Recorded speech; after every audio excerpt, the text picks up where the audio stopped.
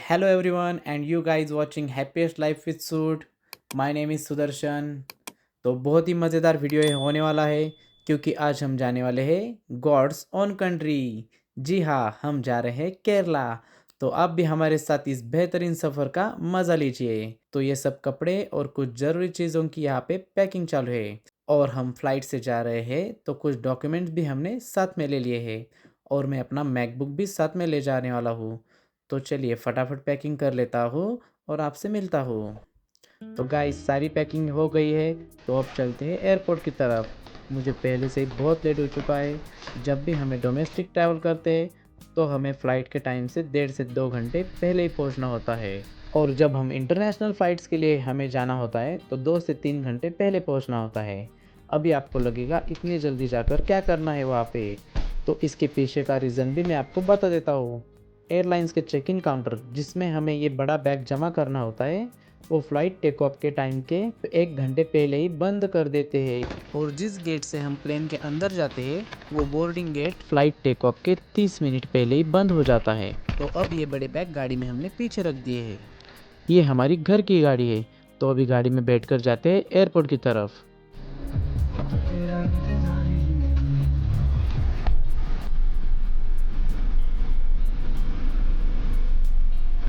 और रास्ते में मिल गई हमें छोटी सी प्यारी सी माही। चला माही को बाय बाय करके अब हम जा रहे हैं रियांश को लेने और ये दादा हमें एयरपोर्ट तक छोड़ने वाले हैं। रियांश को भी पिक कर लिया है जो अपनी मॉम के साथ कुछ मेडिसिन लेने के लिए गया था। तो चलिए रियांश से पूछते हैं कि हम कहाँ जा रहे हैं। रियांश से आए कुठे चाललो आपण? विमानाने काय विमानाने कुठे चाललो? फिराय कुठे चाललोय? विमानाने फिराय कुठे चाललोय? केरला। बस अभी हम पहुंचने वाले हैं new integrated terminal building of Pune airport. ये मेन पुणे सिटी से 8 से 10 किलोमीटर दूरी पर है। इस टर्मिनल को रिसेंटली इनॉग्रेट ऑपरेशनल किया गया है। इस टर्मिनल की बनावट में महाराष्ट्र के फोर्ट्स और मराठा वास्तुकला की झलक दिखती है और हमारे देश का राष्ट्रध्वज बड़े शान से यहाँ लहराता हुआ दिखाई देता है। पुराने टर्मिनल से ये कई गुना बड़ा और आधुनिक है। तो दोस्तों फाइनली हम डिपार्चर गेट पर पहुंच चुके हैं। यहाँ से अंदर जाने के लिए बस अपना आईडी प्रूफ और टिकट रेडी रखिए क्योंकि एंट्री के वक्त सिक्योरिटी चेक के लिए ये दोनों चीज़ें ज़रूरी होती है। तो गाइस यहाँ पे आईडी कार्ड दिखा के हम लोग आ गए अंदर एयरपोर्ट की तरफ। तो एयरपोर्ट एंटर करते ही कुछ इस तरह का आपको लुक और फील देखने को मिलेगा। तो ये है पुणे एयरपोर्ट का नया टर्मिनल और सामने आपको दिखाई देंगे अलग अलग एयरलाइंस के काउंटर। लेकिन वहाँ पर जाने से पहले आपको ये एक्सरे स्कैन मशीन दिखाई देगी। इसमें हमें बड़े बैग स्कैन कराने होते हैं। ये एक्सरे स्कैन मशीन इसलिए होता है, बड़े बैग में ये चेक किया जाता है कि ऐसा कुछ भी नहीं है जो अलाउड नहीं है, जैसे कि पावर बैंक, लैपटॉप, बैटरी से रिलेटेड चीज़ें बड़े बैग में अलाउड नहीं होती है।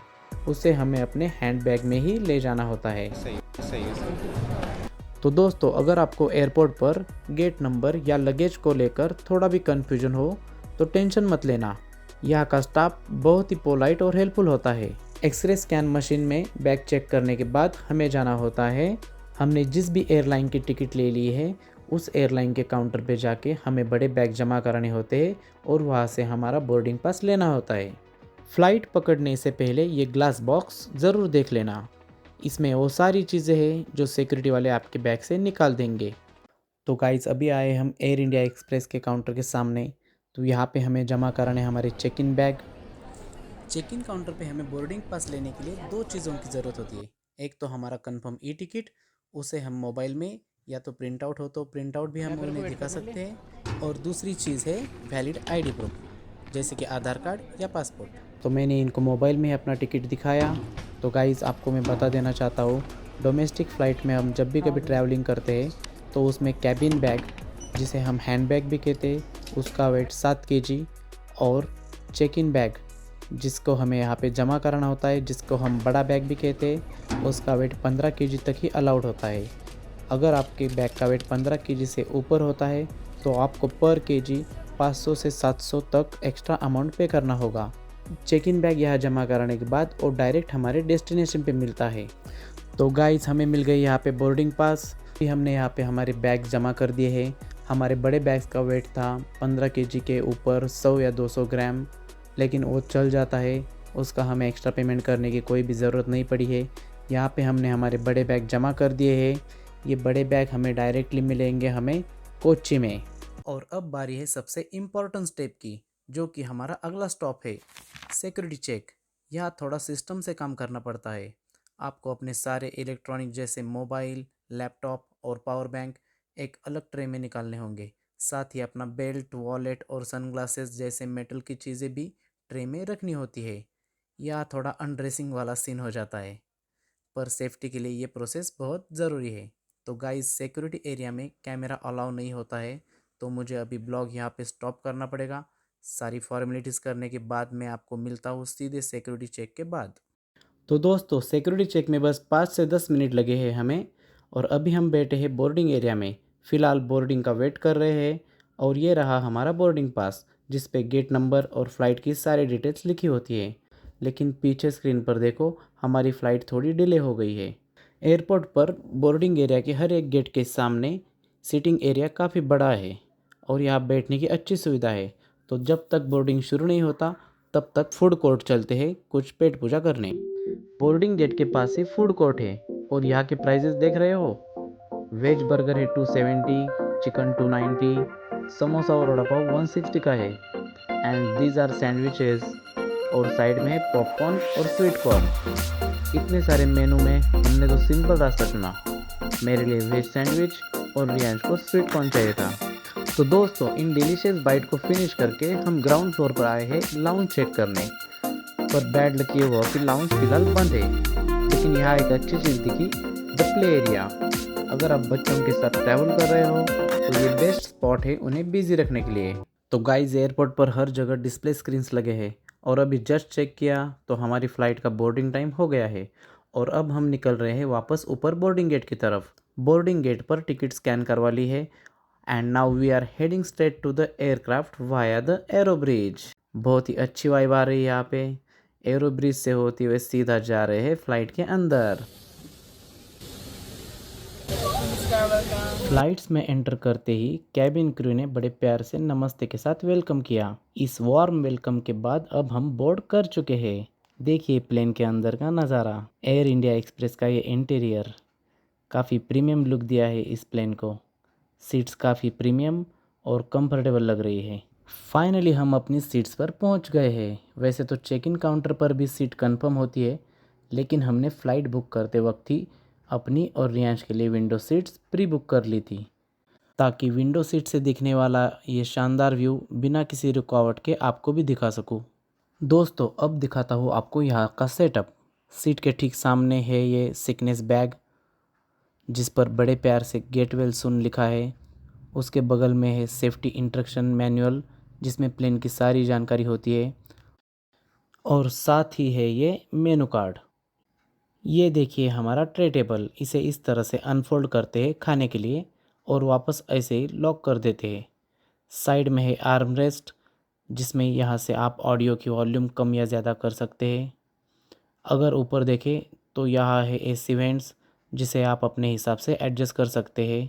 साथ में ये रीडिंग लाइट, और ये रहा क्रू कॉल बटन। अगर आपको कैबिन क्रू की ज़रूरत हो तो आप इसे दबा सकते हो। सारे पैसेंजर्स ने अपना ओवरहेड कैबिन बैग सेट कर दिया है। और अब देखिए मेरे सबसे फेवरेट जगह, ये विंडो व्यूज़। इन विंडोज़ के शटर्स को आप इस तरह से नीचे करके धूप रोक सकते हैं और ऊपर करके बादल का प्यारा नज़ारा देख सकते हैं। तो दोस्तों ये है मेरा इंस्टाग्राम हैंडल। अगर आपको एयरप्लेन में बैठने से लेकर एयरपोर्ट सिक्योरिटी या ट्रैवल से जुड़ा कोई भी डाउट हो तो आप मुझे वहाँ डीएम कर सकते हैं। बस फॉलो ज़रूर कर लेना, क्योंकि फॉलोअर्स को रिप्लाई पहले मिलेगा। केबिन क्रू ने सारे ओवरहेड बिन्स लॉक कर दिए हैं, और अब देखिए बिन्स बंद होने के बाद प्लेन का इंटीरियर कितना शानदार और क्लीन दिख रहा है। तो दोस्तों अब से कुछ ही देर में हमारी फ़्लाइट हवा में होगी। ये टेक ऑफ का सारा नज़ारा मैं आपको दिखाऊंगा। बस अगर आपने अभी तक हमारे चैनल को सब्सक्राइब नहीं किया है तो फटाफट चैनल को सब्सक्राइब कर लीजिए और बेल आइकॉन को भी दबा देना, ताकि मेरी हर एक वीडियो की नोटिफिकेशन आप तक पहुँचे। अब आने वाला है इस पूरे सफ़र का बेस्ट पार्ट। फ्लाइट अब रनवे पे अलाइन हो चुका है and here we go. Plane ने रनवे पर पूरी रफ्तार पकड़ ली है और कुछ ही सेकंड्स में हम हवा में होंगे। Look at that, we are airborne Pune. और नीचे की बड़ी बड़ी बिल्डिंग्स धीरे धीरे छोटी छोटी होती जा रही है। और ये व्यू देख रहे हो, इसी थ्रिल के लिए तो ट्रैवल का नशा होता है। हज़ारों फीट की ऊंचाई से ये दुनिया कितनी छोटी और शांत लगती है ना। पुणे से कोच्चि के लिए तो बहुत सारे फ़्लाइट हैं। आप सोच रहे होंगे कि हम इतना घूमकर क्यों जा रहे हैं। एक्चुअली डायरेक्ट फ़्लाइट तो रात की थी, पर घर वालों का ये फर्स्ट फ़्लाइट एक्सपीरियंस है, तो बस उन्हें दिन का व्यूज़ और क्लाउड्स दिखाने के लिए हमने एक कनेक्टिंग फ़्लाइट चुनी है। इसलिए हम जा रहे हैं पुणे से बेंगलोर और फिर वहाँ से कनेक्टिंग फ़्लाइट लेकर सीधा कोच्चि। ज़मीन पर चाहे कितनी भी धूप या बारिश हो, लेकिन बादलों के ऊपर हमेशा ऐसी सुकून देने वाली दुनिया होती है। आसमान की तरफ देख के तो ऐसा लग रहा है कि ये सारा बादलों का एक समंदर है और इस समंदर में हम तैर रहे हैं। लेकिन ये बादलों का जो समंदर है, सच में कुदरत का एक करिश्मा लग रहा है। बाहर देखिए, ऐसा लग रहा है जैसे रुई के पहाड़ों के बीच से हम गुजर रहे हैं। एक अमेजिंग फैक्ट बताऊँ, राइट नाउ हम ज़मीन से लगभग 30,000 फीट के ऊपर उड़ रहे हैं। नीचे देखोगे तो कुछ समझ नहीं आएगा, क्योंकि हमारी स्पीड इस वक्त बुलेट ट्रेन से भी डबल ट्रिपल है।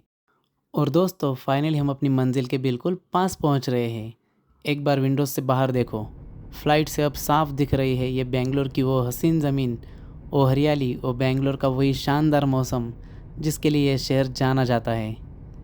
प्लेन धीरे धीरे नीचे आ रहा है और दिल की धड़कन थोड़ी बढ़ रही है। Are you guys ready? Flight का ये सफ़र अब एक कमाल का मोड़ पर पहुंच गया है। Let's land in Bangalore. Finally we have touch down in Bangalore. और दोस्तों, प्लेन से निकलते ही आपको समझ में आ जाएगा कि इसको गार्डन एयरपोर्ट क्यों कहते हैं। चारों तरफ इतनी ग्रीनरी, इतने सुंदर पौधे और झरने, ऐसा लगता है जैसे हम किसी एयरपोर्ट पर नहीं बल्कि नेचर की गोद में आ गए हैं। हमारी कनेक्टिंग फ़्लाइट है पुणे से कोच्चि वाया बेंगलोर। आप देख सकते हैं कि ग्राउंड स्टाफ कितनी मेहनत से हमारा सामान एक प्लेन से निकालकर ट्रॉली में लोड कर रहे हैं, ताकि इसे हमारी अगली फ़्लाइट तक पहुंचाया जा सके। फैमिली का फ़्लाइट का पहला एक्सपीरियंस है और उनके चेहरे की स्माइल देखकर लग रहा है कि दिन की फ़्लाइट चुनने का फ़ैसला एकदम परफेक्ट था। हम उतरे हैं बेंगलोर के एयरपोर्ट पे और अभी हमारी कनेक्टिंग फ़्लाइट है यहाँ से कोच्चि के लिए। दोस्तों, बेंगलोर एयरपोर्ट का ये नज़ारा देखिए। ये इतना बड़ा है कि ख़त्म ही नहीं हो रहा है। ये हज़ारों एकर्स में फैला हुआ है और यहाँ की रौनक ही अलग है। ये एयरपोर्ट इतना ह्यूज है कि यहाँ एक साथ कई सारे प्लेन्स खड़े हो सकते हैं। इसका एरिया देखकर ही समझ आता है कि ये इंडिया के सबसे बड़े एयरपोर्ट्स में क्यों गिना जाता है। ये पूरा एयरपोर्ट लगभग 4,000 एकर्स में फैला हुआ है, तो आप सोच ही सकते हैं ये कितना बड़ा होगा। ये देखिए, यहाँ की वॉल पर बड़े बड़े फ़्लाइट इन्फॉर्मेशन डिस्प्ले बोर्ड्स लगे हैं, जहाँ पर हर एक फ़्लाइट का रियल टाइम टेबल और स्टेटस दिखाया जा रहा है। यहाँ से आप इजीली चेक कर सकते हैं कि आपकी फ़्लाइट कौन से गेट से जाएगी और कितना डिले है। बेंगलोर एयरपोर्ट इतना बड़ा है कि बिना बोर्ड्स के रास्ता ढूंढना मुश्किल है, लेकिन यहाँ की साइनेज काफ़ी क्लियर है। ये जो बैगेज रिक्लेम लिखा था, मतलब यहाँ से आपको अपना चेक इन किया हुआ सामान वापस मिलेगा। और जिन दोस्तों को हमारी तरह कनेक्टिंग फ़्लाइट है, उन्हें इस ट्रांसफ़र वाले बोर्ड को फॉलो करना है। ये रास्ता हमें सीधा हमारी अगली फ़्लाइट के गेट तक ले जाएगा, बिना एयरपोर्ट से बाहर निकाले। अभी हम जा रहे हैं ट्रांसफ़र की ओर।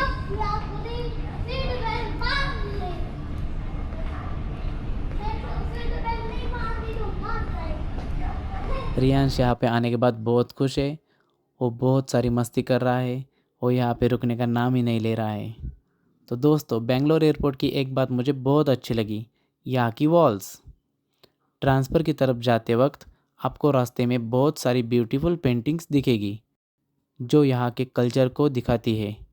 ये रास्ता बिल्कुल किसी आर्ट गैलरी जैसा लग रहा है। इतने बड़े एयरपोर्ट में इतनी सुंदर पेंटिंग्स देखकर सफ़र की थकान ही मिट जाती है। तो अभी हम ऊपर जाते ही सबसे पहले जाएंगे यहाँ के लाउंज में खाना खाने। तो अगले पार्ट में आपको ये पूरा एयरपोर्ट डिटेल में दिखाऊंगा।